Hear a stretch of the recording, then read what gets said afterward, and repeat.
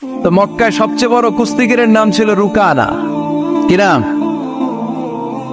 সাহাবারা বিশ্বনবীকে কখনো রুকানার কাছে যেতে দিত না। সাহাবারা ভাবতো বিশ্বনবী যদি রুকানার দরবারে যায় আর রুকানা যদি বক্সিং মেরে বসে তাহলে বিশ্বনবীর মানিজ্যত নিয়ে টানাটানি। কিন্তু বিশ্বনবী তো শুধু সিলেক্টেড কিছু পার্সোনালিটিদের জন্য নবী হয়ে আসেননি। ওমা আরসালনাকা ইল্লা রাহমাতাল লিল আলামিন, I have sent you as a mercy for the whole world, for the entire universe. ও নবী, আমি আপনাকে গোটা বিশ্বের জন্য রহমত আর বরকত করে পাঠিয়েছি।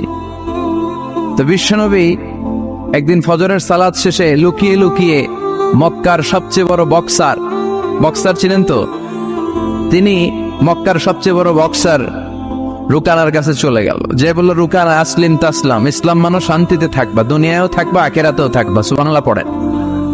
রুকানা বলে, না আব্দুল্লাহর বেটা মোহাম্মদ, আমি তো কালিমা পড়বো না। যদি বক্সিং খেলে আমারে হারায় দিতে পারো তাইলে কালিমা পড়ো। বিশ্বনবী বললেন, আমি তো বক্সিং খেলি না রে বাপ।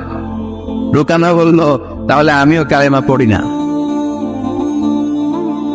বিশ্বনবী রাজি হলেন। অবশেষে ভাবলেন, আমি বক্সিং খেললে একজন যদি জাহান্নাম থেকে জান্নাতি হয়, বক্সিং খেললে সমস্যা কই?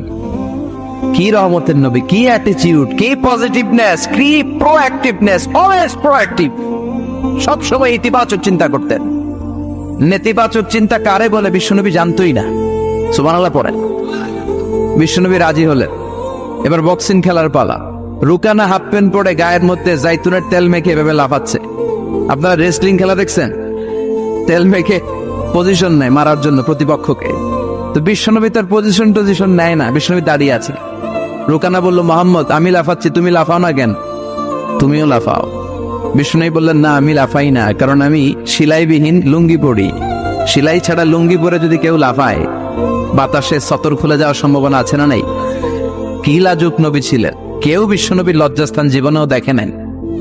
হালিমাতুস সাদিয়ার বাড়িতে যখন বিশ্বনবী থাকতেন, হালিমাতুস সাদিয়া 5 বছর এই কুরাইশি মুহাম্মদ ছেলেটাকে লালন পালন করেছে। হালিমাতুস সাদিয়া বললে, এই 5 বছরের ব্যবধানে কোনোদিন কুরাইশি মুহাম্মদরে কাঁদতে দেখি নাই। ক্ষুধা পেলেও ছেলেটা কাঁদতো না, ব্যথা পেলেও কাঁদতো না। শুধু লজ্জাস্থানের জায়গা থেকে কাপড়টা সরে গেলে শিশু মুহাম্মদ চিৎকার দিয়ে উঠত। এবার মারামারির পালা। রুকানা বলে, মুহাম্মদ তুমি মারো। বিশ্বনবী বললেন, তুই মার, কারণ আমি মারলে ওই মায়ের হজম করার ক্ষমতা তোর নাই। বিশ্বনবীর এক হাতে জান্নাতি 40 জনের শক্তি ঢুকায় দিছে কে? তো বিশ্বনবী মাইট দিলে এটাও হজম করতে পারবে? কথা কন, পারবে না। এখন রুকানাও মারে না, বিশ্বনবী